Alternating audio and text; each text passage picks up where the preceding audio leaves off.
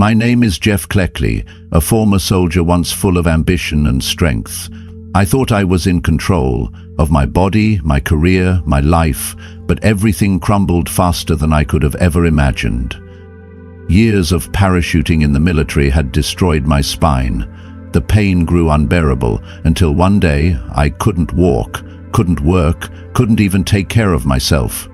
The doctors prescribed opioids, assuring me they would help. I believed them, but I had no idea that these tiny pills would drag me into the darkest abyss of my life.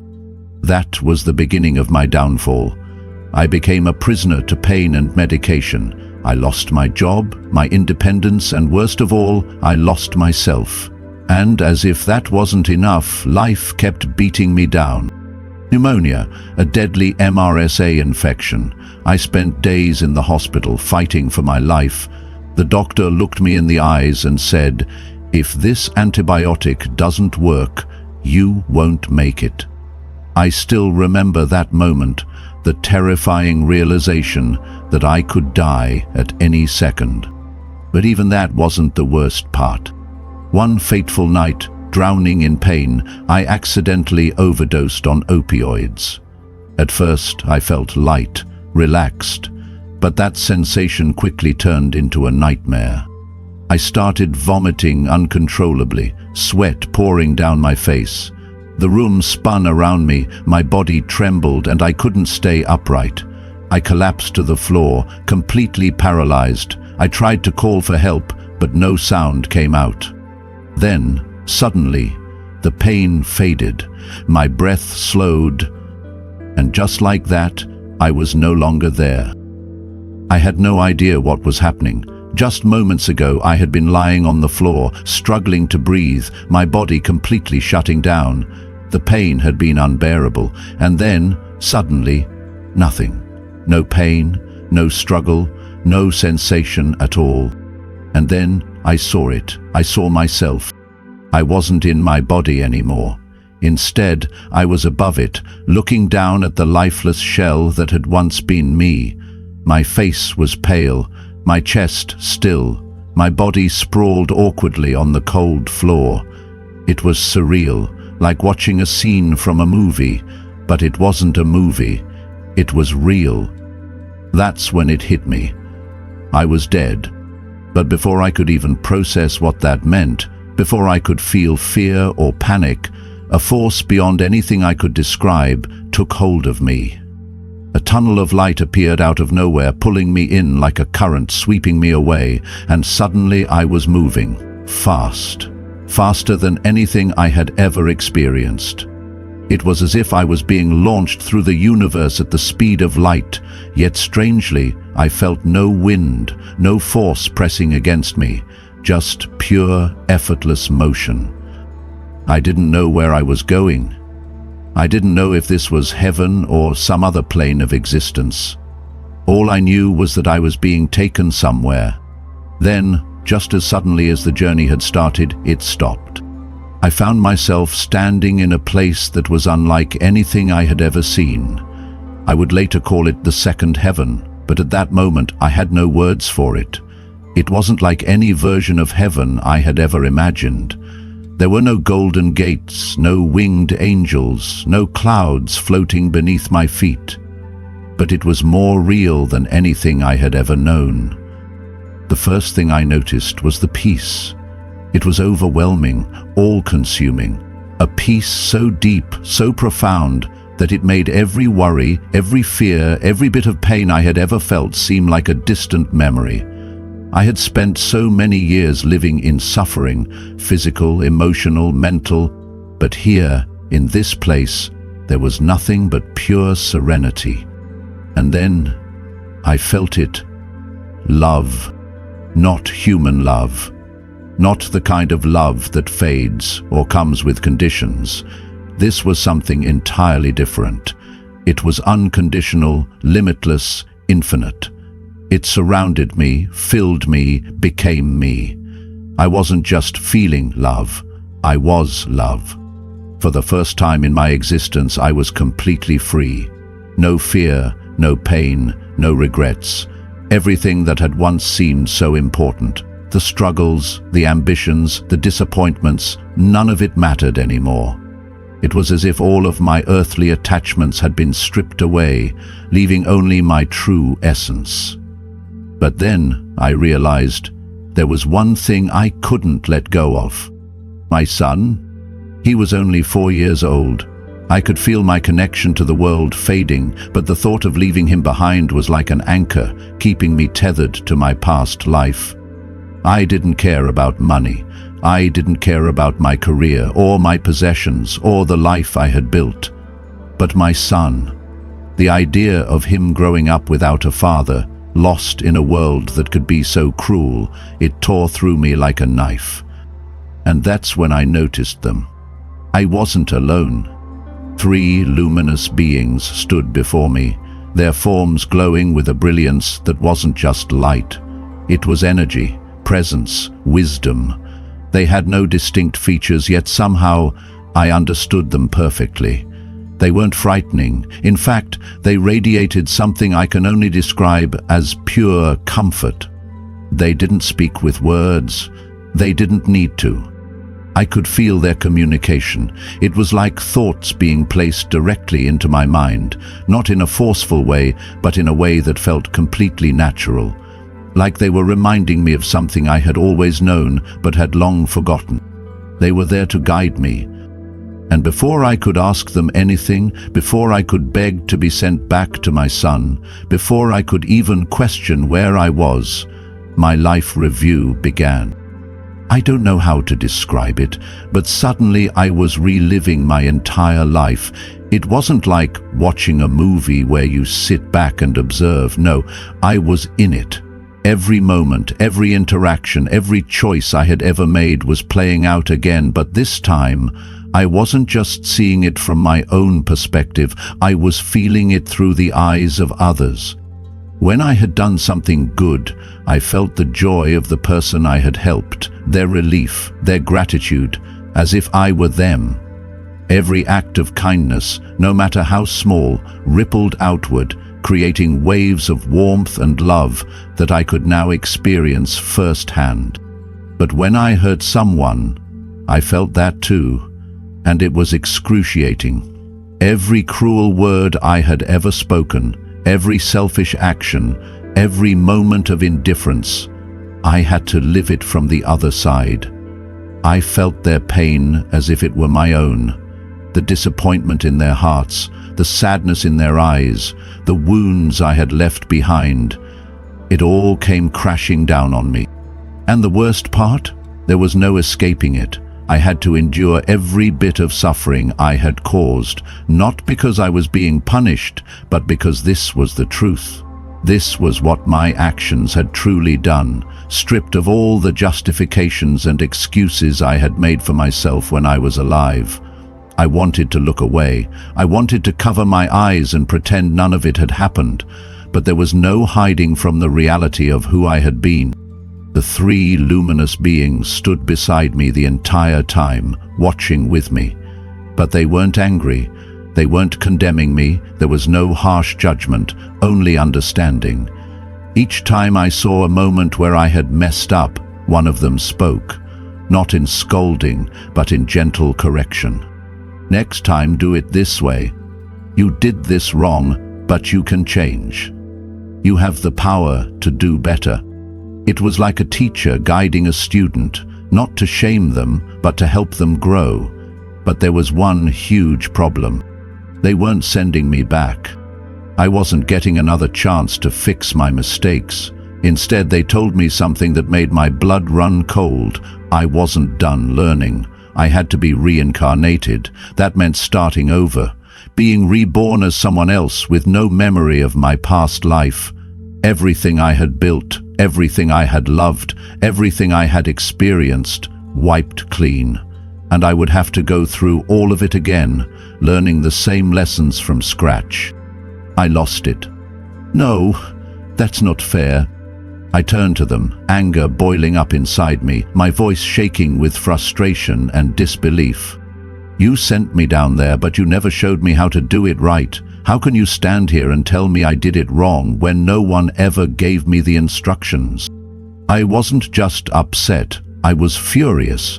The idea of losing everything, of having to go back and start from nothing, felt like the ultimate betrayal. And for the first time, I refused to accept it. I refused to accept my fate. I couldn't. There was no way I was just going to let go of everything and start over, as if my life, my experiences, my son, none of it had ever existed. The idea of being wiped clean, reborn into a new life with no memory of who I had been, no connection to my past, no awareness of the people I loved, it was too much. I couldn't do it. So I fought. I turned to the beings of light, my voice filled with desperation, my soul screaming for another chance. No, you can't just send me back without showing me how to do it right.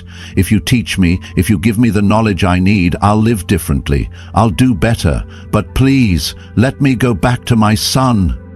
And the moment those words left my mouth, everything changed. It was like the entire realm responded.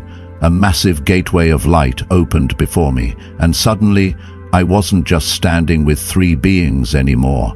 Millions of luminous beings surrounded me, their forms glowing with an intensity beyond anything I had ever seen. They weren't just watching, they were listening. They had been waiting for me to say those words. And then it began. I didn't hear words like we do in the physical world. Instead, knowledge, pure, undeniable truth, was poured into me, directly into my consciousness. It was like my mind had become a vessel, and they were filling it to the brim with understanding beyond anything I had ever known. It was overwhelming. It was like trying to absorb an entire library's worth of knowledge in a single moment. But despite the intensity, I understood it. I knew it. The message was crystal clear. The world is being controlled. Humanity believes it has free will, but in reality, people are being led down paths without realizing it. Every system, education, politics, media, even religion, all of it is designed to keep people distracted, disconnected, and unaware of their true power.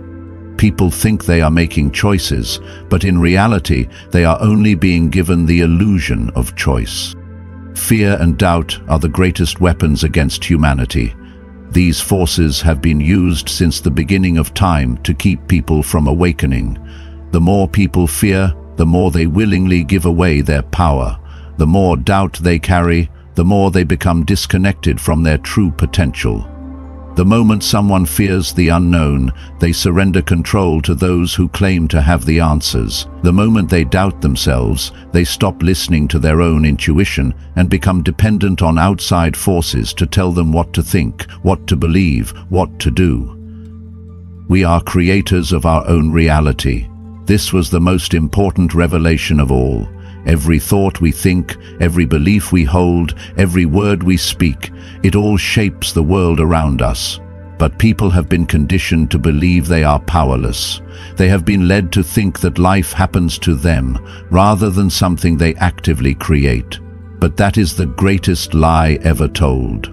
The truth is, we have always had the power. We just forgot. And then they gave me a choice. They would let me return. They would let me wake up in my broken, struggling body, in the life I had left behind. They would allow me to go back to my son. But there was a price. I had to share what I had learned. I had to take this knowledge and bring it back to the world. I had to help people wake up. I had to help others see the truth, that they are not powerless, that they are not just wandering through life without purpose, that they are far more than they have ever been led to believe. And I realized something in that moment. This wasn't just about me. This was bigger than my life, bigger than my struggles. This was about humanity as a whole, about breaking free from the lies, from the manipulation, from the invisible chains that had been placed on all of us. This was my mission. So I took the deal. I agreed to return, I agreed to wake up, I agreed to share what I had learned. And the moment I made that choice, everything shifted. I slammed back into my body like I had been dropped from the heavens. It wasn't gentle. It wasn't gradual. It was like being yanked out of a dream so real that waking up felt like the nightmare. Pain hit me all at once. My back felt like it was on fire, my head was pounding, my stomach churned. Every sensation, every bit of suffering I had left behind came rushing back in full force. But despite the overwhelming pain, something inside me had changed, forever. I started sobbing uncontrollably, but not just because of the pain. I cried because I had just experienced something beyond this world. I had felt pure, unconditional love. A love so powerful that it stripped away all fear, all doubt, all the meaningless distractions of this world. And now I was back in a reality where that love was hidden beneath layers of suffering, chaos, and confusion. I wasn't the same person who had left. I could feel it. Something inside me had shifted. At first I thought maybe I was just disoriented, still feeling the after effects of whatever had just happened. But then, as the hours and days passed, I started noticing things that didn't make sense. At least, not by the logic I had lived with before. I started seeing things, not hallucinations, energy. People glowed. At first I thought my vision was messing up, but no. I was seeing their auras. I could see colors around people, shifting and pulsing with their emotions. If someone was sad, their light was dim. If they were angry, it flared. If they were at peace, it radiated in a way that was almost beautiful. And it wasn't just their energy. I could feel what they felt. It wasn't like regular empathy. This was deeper. If someone was hurting, I felt that pain inside me as if it were my own. It didn't matter if they were smiling, pretending to be fine. I could sense the truth beneath the surface, the heartbreak, the fear, the loneliness people carried. I could feel it all. That alone was shocking, but then came the most unbelievable discovery of all. My thoughts had power, not just in a positive thinking kind of way. I could shape reality. I started noticing that when I focused on something with absolute certainty, things started happening.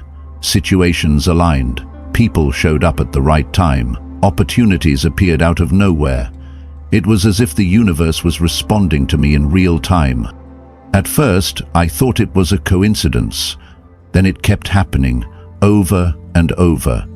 And then there was something else, something I couldn't ignore. I wasn't alone. At first, it was just a feeling, a presence that I couldn't see but somehow knew was there. It wasn't just my imagination, and it wasn't like any spirit or ghost I had ever heard of. It was guiding me, whispering truths, helping me make sense of what had happened to me.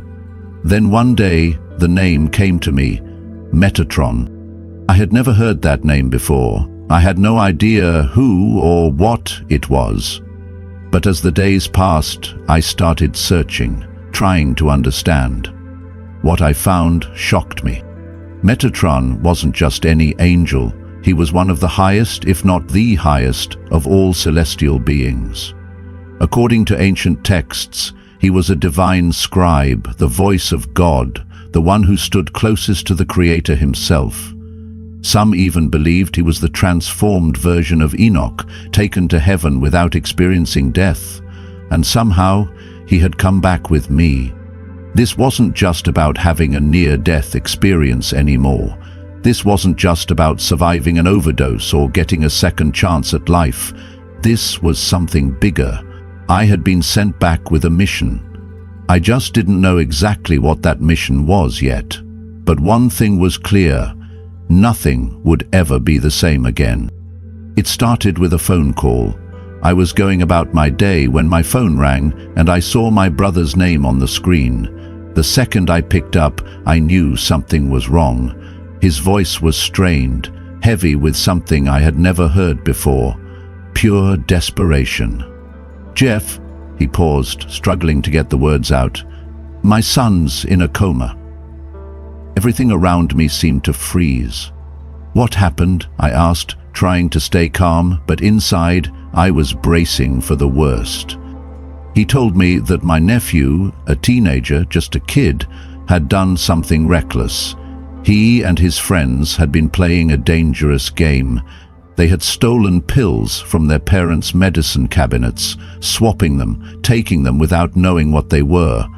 Some kind of stupid high school dare. But my nephew had taken the wrong combination. By the time they found him, he wasn't breathing.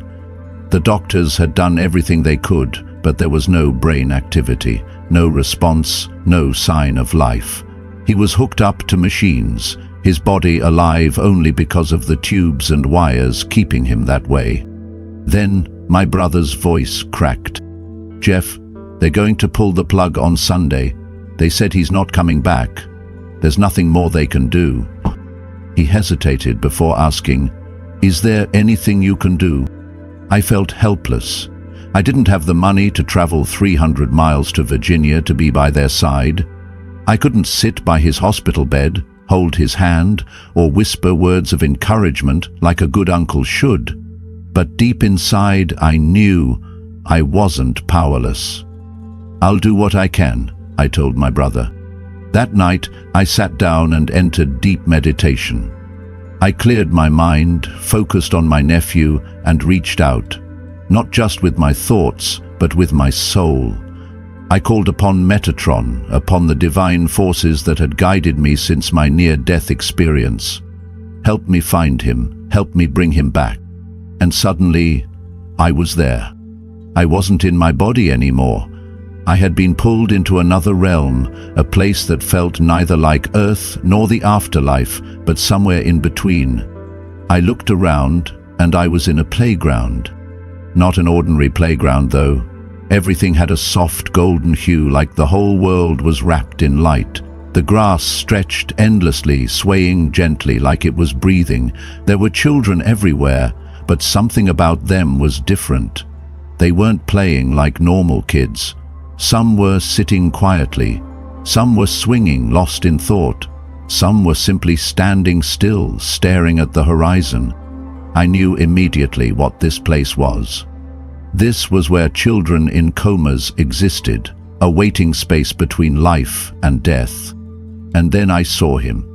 My nephew was sitting on a swing, alone, staring at the ground. He wasn't scared, he wasn't crying, he just sat there, like he was waiting, or maybe like he was lost.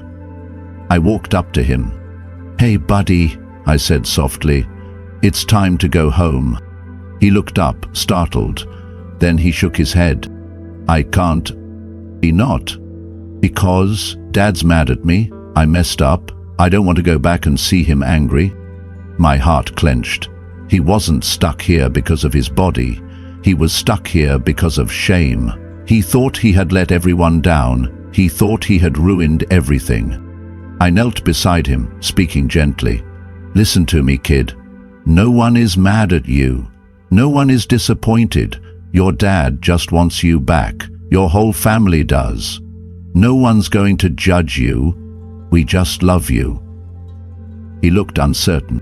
"Come on," I urged. "You have a future waiting for you. There are things you're meant to do, people you're meant to help. You just have to say yes." He hesitated for a long moment, then whispered, "Okay, but can I stay here just a little longer? It feels really nice." I smiled. I knew that feeling, the peace, the love, the complete absence of fear. It was the same thing I had felt when I had my near-death experience. "I know," I told him, "it's beautiful here, but Earth still needs you. Your family still needs you." He looked around the playground one last time. Then, finally, he nodded. "Okay, I'm coming back." And just like that, I was yanked out of that realm and back into my body. I gasped for air as I opened my eyes. The clock read 3 a.m. My hands were shaking, my heart pounding, but I didn't hesitate. I grabbed my phone and texted my brother. "I found him," I wrote. "He was in a playground. He thought you were mad at him, that he had disappointed you. I told him you weren't. I told him you just wanted him back. He promised to return." Then, exhausted, I passed out. A few hours later, my phone buzzed. "Jeff, he's awake."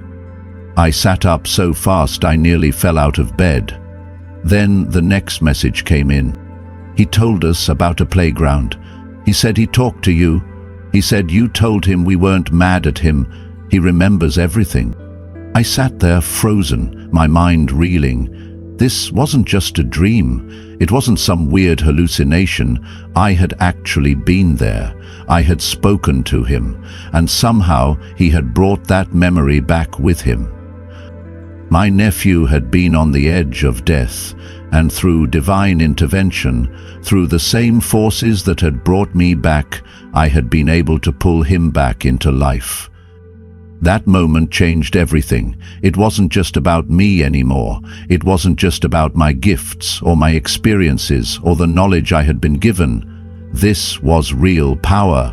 The power to reach into the unseen, to break through the barriers between life and death, and to bring someone back. And I knew without a doubt, this was only the beginning. Over the past decade, I've had the incredible privilege of guiding thousands of people as they reconnect with the inner strength and spiritual power that resides within each of us.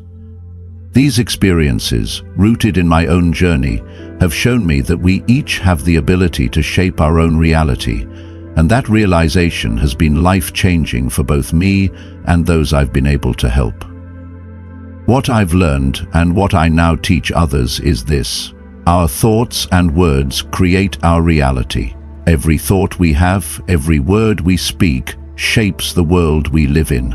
Whether we realize it or not, we're constantly creating the life around us with our beliefs, our words, and our actions. So often, people are unaware of this power, and they let their lives unfold without understanding that they are the ones holding the pen to their own story. But the truth is, you have the ability to manifest the life you desire, if only you choose to believe it and harness that power. But as powerful as we are, we must also acknowledge our biggest challenge: fear and doubt. They are the most paralyzing forces we will ever face. Fear of failure, fear of the unknown, and even the constant inner battle of self-doubt can keep us from reaching our fullest potential. These fears are not only personal battles, but are often fed by societal pressures and expectations that tell us we are not enough, or that we are powerless to change. But here's the hard truth. Fear and doubt are the real destroyers of progress, of joy, and of living a fulfilling life. Once we let them take control, they paralyze us and prevent us from stepping into the lives we were meant to lead. I want you to know this. You are far stronger than you think. The challenges you face, the doubts you experience, and the fears that grip you, they do not define you. The world you see, with all its limitations and struggles, is not all there is. It's just one piece of the infinite possibilities that exist in your life. You are not just a passenger in your own life. You are the driver, the creator. You have the power to shape your destiny, to rewrite the story of your life at any moment. If you're reading these words, it's no accident. It's time for you to wake up, to awaken to the truth that has always been within you. The power to transform your life is already inside of you. You are capable of so much more than you've been told, more than you've been led to believe. You are meant for greatness, and it's time to step into that truth. You don't have to live in fear anymore. Choose love instead of fear, and know that you are the architect of your own reality. The moment you fully realize the power you hold, everything shifts. When you start making choices that align with your highest good, when you focus on the love within you and around you, your life will begin to change in ways you never thought possible. You don't need to wait for permission. You don't need to wait for a sign. You are the sign. The time is now. Live with love, live without fear, and remember, you have everything you need to change everything. If this message resonates with you, don't forget to like this video and subscribe to our channel. Your support allows us to continue sharing these powerful stories and creating a space for open, heartfelt conversations.